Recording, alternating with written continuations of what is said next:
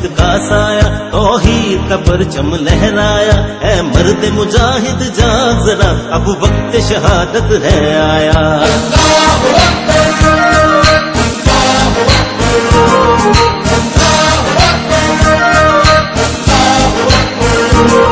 अल्लाह की रहमत का साया, तौहीद का परचम लहराया। है मर्द मुजाहिद जाग जरा, अब वक्त शहादत है आया।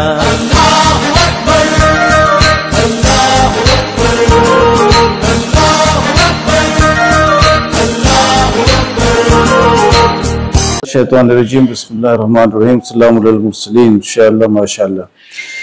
1982 से कुछ मेरे ख्याल से 2-3 साल कबल होगा, तो हम लोग माचिस का काम था। तो अभी मेरा दामाद भी है, वो भतीजा, तो वो गाड़ी में वापस आ रहा था, स्टूडेंट था उस जमाने में, तो उसका गाड़ी का एक्सीडेंट हुआ तो पांव का हड्डी टूट गया। तो जिन्ना वो हॉस्पिटल में एडमिटेड हुआ, वो प्लेट लगा था। तो उसी जमाने में एक और था कच्ची मेमन, वो भी था, हम भी कच्चे में, वो भी उधर एडमिटेड था। उसका पता नहीं क्या गड़बड़ था, लेकिन एडमिटेड था। तो चूंकि एक ही कम्युनिटी के थे तो थोड़ा बहुत जानते थे, तो गपशप हुआ। तो जब हॉस्पिटल से दोनों आ गए अपने अपने घर, तो वो जो था वो कादियानी था, वो जो दूसरा बंदा था रहीम यूनुस, वो मेरे भाई के घर हर जुम्मा नमाज पढ़ के आ जाता था। तो उधर उसको लिफ्ट नहीं मिलता था इतना, क्योंकि हर कोई इंटरेस्टेड नहीं होता है कितना बहस वहस करने में। तो मैं एक जुम्मा वहां पहुंच गया, तो वो जब मेरे से बात हुआ ईसा अलैहिस्सलाम के मौजू में, तो देखा थोड़ा इंटरेस्टेड है, तो खुश हो गया कि बहुत बड़ा अच्छा मुर्गा फंसा है। तो फिर मेरे पास आना शुरू किया। बुढ़ा था, अब तो फौत हो गया, पीठ चलाता था, बोलता था मैं तबलीग करने नहीं आता हूँ, मैं मिलने आता हूँ। तो मैंने बोला रहीम भाई, अगर मिलने आते तो 6 महीने में एक दफा हो काफी है, और तबलीग करने आते तो हफ्ते में एक रोज नहीं, रोजाना आ सकते हो। लेकिन वो पीठ चला के बस बोलता था मिलने आता है, और ऐसे रहा। फिर बहुत सारा सवाल दिया, रात को भी वो, मगर सारा जवाब आ जाता था, फेल करता था। फिर एक दफा वो मेरे को अपने लैंडलॉर्ड के पास ले गया, वो किराए के घर में था, ऊपर नीचे थे लैंडलॉर्ड एरिया। तो लैंडलॉर्ड जो था वो कादियानी कराची कम्युनिटी में भी था, कुछ सर वो था, पोजीशन होल्डर था, और स्टेट बैंक में काम करता था। तो उससे रात को 2-2, 1-1 बजे तक गपशप करते थे, पॉइंट्स लिखते थे। फिर 2-3 विजिट, तो कुछ विजिट्स के बाद वो एक पॉइंट में लाके फंसा दिया हमको। उसका जवाब नहीं था, तो मैं इशा के टाइम था, करीबी मस्जिद था शिप ओनर्स कॉलेज के पास, नमाज पर अल्लाह से दुआ किया भाई इसका जवाब चाहिए। वो जवाब सवाल यह था कि सूरह मायदा का तफसीर दिया था मिर्जा गुलाम अहमद का, कि क़यामत के दिन अल्लाह ताला पूछते क्या तुमने कहा था कि तुम भी मेरे सिवा तुम्हारी भी इबादत हो, या नईला बंद समझने बोला था। ईसा अलैहिस्सलाम वज़ाहत कर रहे थे, मैंने नहीं बोला था। मैं अगर आप इनको, मैं गवाह था जब तक मैं मौजूद था, जब आपने मुझे ऊपर उठा लिया, फलम का लफ्ज जब ऊपर उठा लिया तो आप इनके निगहबान हो गए और मेरा रिस्पॉन्सिबिलिटी खत्म हो गया। तो अल्लाह ताला फिर बोलते ये वो दिन है जब सच्चे लोग सच्चाई से फायदा उठाएंगे। तो इससे मिर्जा गुलाम अहमद ये साबित करा था कि जब तक मौजूद थे, यानी जिंदा थे, और जो ऊपर उठा लिया लफ्ज बोला, ये ऊपर उठाने के मायने में नहीं, इधर ये सिर्फ मौत के मायने यहाँ आया है। और ईसा अलैहिस्सलाम जब तक जिंदा थे तो गवाह थे, जब 120 साल की उम्र में श्रीनगर में फौत हो गए, वहां उनका मजार बताया, तो फिर अल्लाह निगरान बन गया और बोला इस आयत से क्लियर है कि जब तक जिंदा थे तो ईसाई लोग भी सही रास्ते पे थे, और जब वो दुनिया से चले गए तो ईसाई लोग भटक गए, दूसरा उनको इला बनाना शुरू कर दिए वो। तो ये सब चक्कर, ये काफी इंपॉर्टेंट पॉइंट था उसका। मगर इसमें इंपॉर्टेंट पॉइंट ये था कि फिर उनके लाइफ के बाद बिगड़ेंगे। फिर वो सवाल करता है अगर तुम्हारा ईमान सही है कि आसमान पर जिंदा है, तो आयत बता रहा है कि मरने के बाद ईसाई बिगड़ेंगे। अगर आसमान पर जिंदा है तो दुनिया में बिगड़े नहीं है, लेकिन कुरान बोल रहा है बिगड़ गए, और मौत को पहले आना है, तो फिर मौत आ चुका है। तो तुम्हारा ईमान ही गलत है कि आसमान पे गए ना वापस आएंगे। एक जगह गए नहीं तो वहां से वापस क्यों आएंगे? वो श्रीनगर में फौत हो गया। अच्छा, ये तो उसका बहुत इंपॉर्टेंट आर्गुमेंट था, मेरे को भी जवाब उस वक्त तो नहीं था। फिर मैंने सोचा कि ईसाई लोग के बारे में है, तो ब्रिटिश काउंसिल गया, वहां कुछ किताब देखा कि ईसाई लोग बिगड़े कब। तो उधर से कुछ विजिट्स के बाद मेरे को ख्याल आया कि क्रिश्चियन खुद क्यों बोलेगा कब बिगड़ा।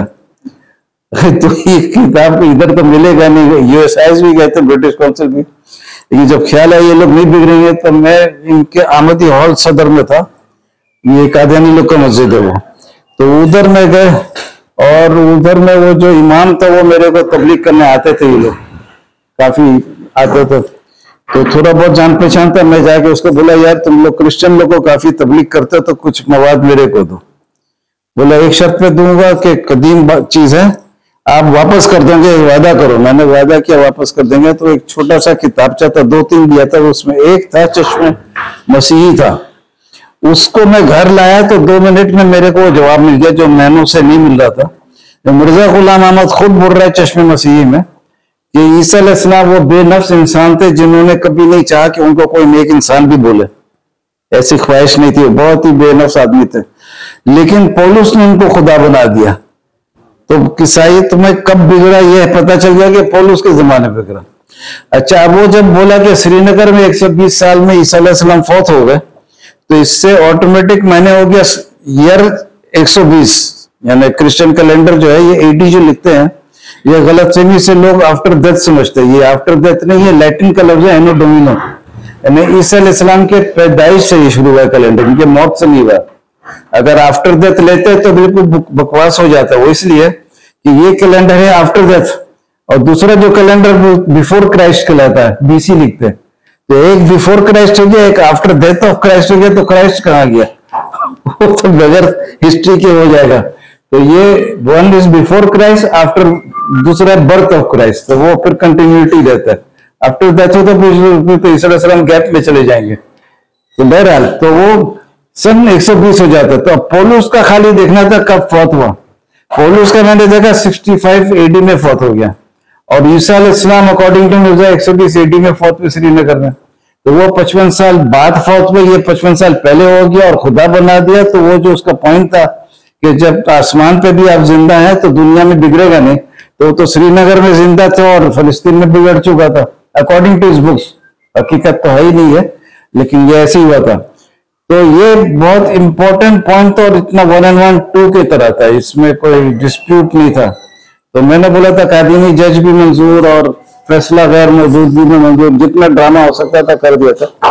तो ये लोग इसका जवाब कोई दे सका नहीं। उधर का जो ऑफिशियल मैगजीन है कादियानी जमात का लंदन का, अल फजल, उसने जवाब दिया था 26 नवंबर 1998 को, लेकिन वो जवाब भी बकवास था। उसमें जो हमारा ईमानी पॉइंट ये वाला था, इसको टच भी नहीं किया, और इल्मी मौजज़ा बोला। और उसके बाद बोला कि मसूद रज़ा का कॉल है, हर सवाल का जवाब देने वाला पागल था। तो मेरे सवाल का तो जवाब ही नहीं दिया था, उसमें खाली फॉल्स टाइटल था प्रोपेगेंडा के लिए।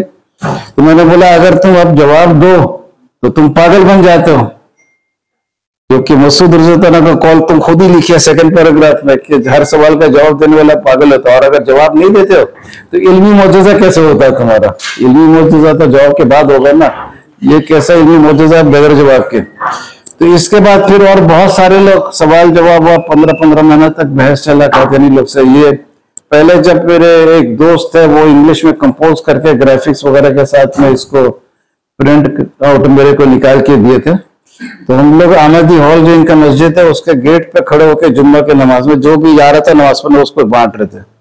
उस वक्त 50,000 का इनाम रखा, तो उसकी वजह से बहुत लोगों से बहस हुआ। वो लोग बहुत एंजॉय किए कि कोई आ रहा है, उनको तो मना था कि तबलीग ना करो, ना किसी से मिलो, SHO को खबर कर दो। तो मैं जा रहा था तो बोले ये कोई पागल आ रहा है, फंसने के लिए आ रहा है, लेकिन इत्तेफाक से अल्लाह का फजल था कि वो लोग खुद ही फंस गए। तो आप इसका जवाब तो नहीं दे सके, तो इसके ऊपर एक 3 जून को एक मीटिंग था, 3 जून नहीं फाइनल था, 20 मई को मीटिंग था मॉडल कॉलोनी में।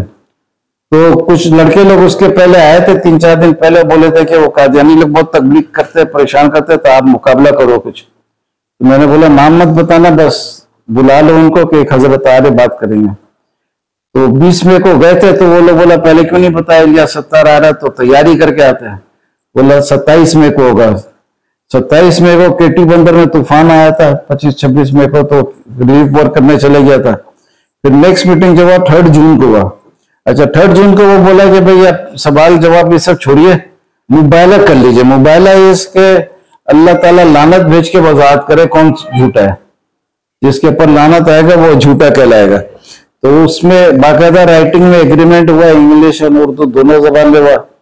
6 विटनेसेस थे, 2 उसके मुरब्बी बोलते जो उसका इमाम के जैसा काफी बड़े एरिया का लीडर होता है, उसमें 2 थे, मोहम्मद उस्मान और अब्दुल रहमान, तो उनका भी साइन था। 6 विटनेस भी थे, मेरा भी साइन था। उसके बाद फिर 30 जुलाई को लंदन में 34वां जलसा था, जिसमें मिर्जा ताहिर ने यह मुबायला कबूल करने का ऐलान कर दिया। बोले मेरे 2 बोले वाले मुरब्बियान एक मुखालिफ के जाल में फंसकर उसको मुबायसा में बुला लिया। वो दिल में ख्याल लेके आया था अचानक मुनाजरे के दौरान मुबायला पेश करूंगा, तो वो अचानक मुबायले के दौरान मुनाजरा पेश कर दिया। मुझ पर लाजिम नहीं था कि इस मुबायले के चैलेंज को कबूल करते या कबूल करना था, तो शर्त लगाते कि कौन है तुम्हारे पीछे जो तस्लीम करेगा, तुम हार गए तो अहमदियत का फतह तस्लीम करेगा। लेकिन मैं समझता हूँ हमारे अहमदी फौज के लड़ने वाले थे, उन्होंने तस्लीम किया तो मैं भी तस्लीम करता हूँ। और मैं आपके सामने ये बात खोल रहा हूँ कि ये 1 साल मुबायला करने वाले को झूठा साबित कर देगा। अच्छा तो मुबायला का शर्त था कि पाकिस्तान में मैं एडवर्टाइज करूंगा। मैंने तकरीबन 14 अखबार में अनाउंसमेंट डाला था, और लंदन के जो अखबार वगैरह में इनका ड्यूटी था, कादियानी लोग का। तो 3 जून को एग्रीमेंट हुआ, 30 जुलाई को जलसा हुआ जिसमें 18,000 आदमी के सामने कबूल करने का ऐलान किया। लेकिन शर्त था मैगजीन में प्रिंट होने का, तो मैगजीन में सबसे पहले 20 अगस्त को प्रिंट हुआ। 20 अगस्त के सुबह उनका मैगजीन प्रिंट हो गया, जुम्मा का। और उसी जुम्मा को जोहर का नमाज पढ़ाने के लिए नॉर्वे में आया, लंबा लंबा खुतबा देता। तो उस रोज 10 मिनट का जो पहला 10 मिनट का खुतबा दिया, किसी को समझ में नहीं आ रहा था क्या हो रहा है, कि एक लफ्ज भी किसी को समझ में नहीं आ रहा था। उसके जबान पर फालिजनुमा अटैक हो गया था। उसको मिंबर से उठा के इलाज के लिए लंदन हॉस्पिटल ले गए, नॉर्वे में तकरीर किया, वहां से लंदन ले गए। तो 21 दिन तक बीमारी छुपाया। फिर 21 दिन के बाद 10 सितंबर को आके मस्जिद में बोला कि मैं क्यों नहीं आता था, बाजार से बात बयान करना मुश्किल होता था। और उसका वजह यह था कि 18,000 आदमी के साथ फोटो उतारना, सब आके अपना प्रॉब्लम मेरे को सुनाते थे, सब मेरे भी शेयर करना ये प्रॉब्लम। तो ये सब बोल के फिर तो मैंने सवाल किया, भाई ये 34वां जलसा था, पहला जलसा नहीं था। तो जब 34वां जलसा था तो तुम पहले 34 साल में किस में इतना तबीयत खराब हुआ था? और अगर थकन से खराब हुआ था तो 1 रोज 2 रोज खराब होता और 3-4 दिन में सही हो जाता ना थकान का। तो 21 दिन बाद हुआ और फिर 21 दिन बाद तुमने उसको छुपाया। और फिर उसके बाद भी पता नहीं अक्टूबर नवंबर दिसंबर बहुत लंबा लंबा इसका बीमारी रहा। तो इसके साथ मुबायले में भी रूहानी शिकस्त हुआ, मजमून में इल्मी शिकस्त हुआ।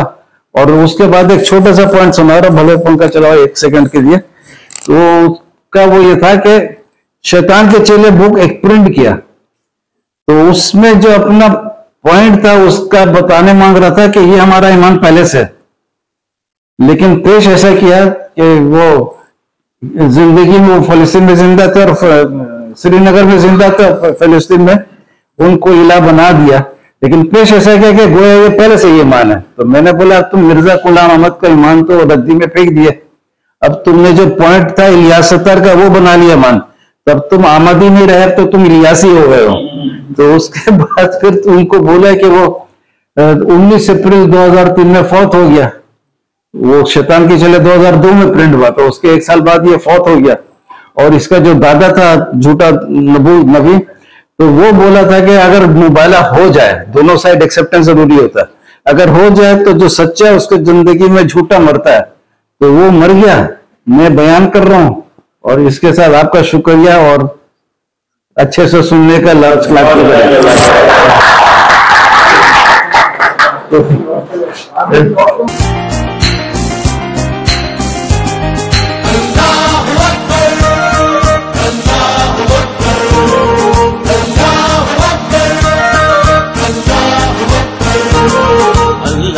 रहमत का साया तौहीद का परचम लहराया, ऐ मर्द मुजाहिद जाग जरा अब वक्त शहादत है आया।